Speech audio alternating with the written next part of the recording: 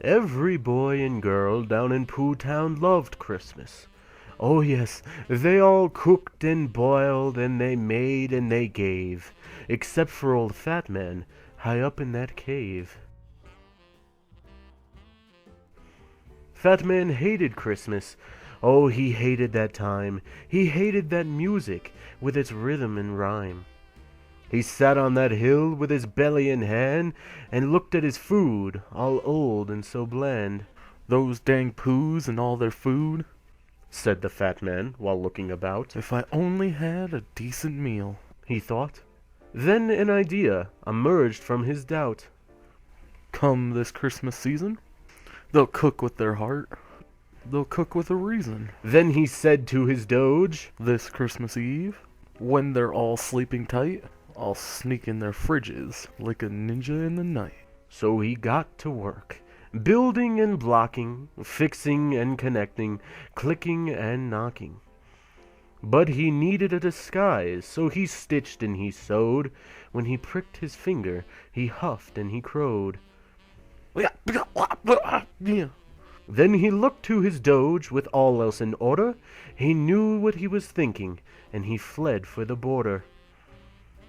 Alas, when all was quiet, he moved for his prize, with hope in his mind that no trouble would arise. He climbed the first roof, and soon heard a rumble. The wood began to creak, and he soon began to tumble. Poop. He straightened himself without a delay, and headed for the kitchen with a swish and a sway. He took their carrots of gold. He grabbed the potatoes, even those with mold.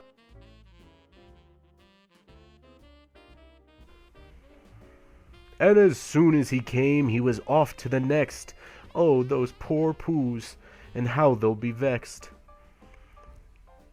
He went to the neighbors, this time using the door. He moved so quietly, still a little bit unsure.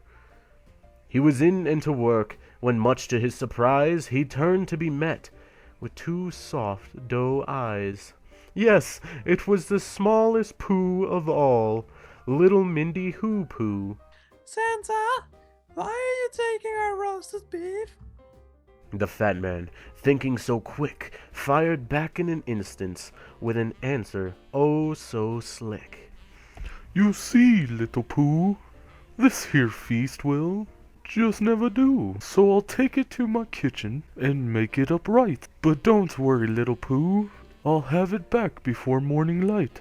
So he gave her a pat, and he put her to bed, with all of his thoughts on the morning bread.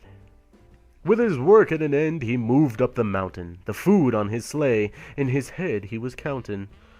At the top he waited for the sun to rise. Oh, how he dreamed to hear the Pooh's cries. Much to his shock, he heard no harm, he heard no shove.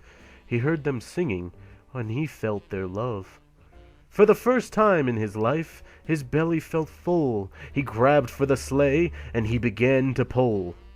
You know, some Poohs say the Fat Man's stomach shrunk 3 sizes that day. Much to his surprise, their anger was ceased. He soon was invited to join in their feast, the guest of honor, to carve the roast beast.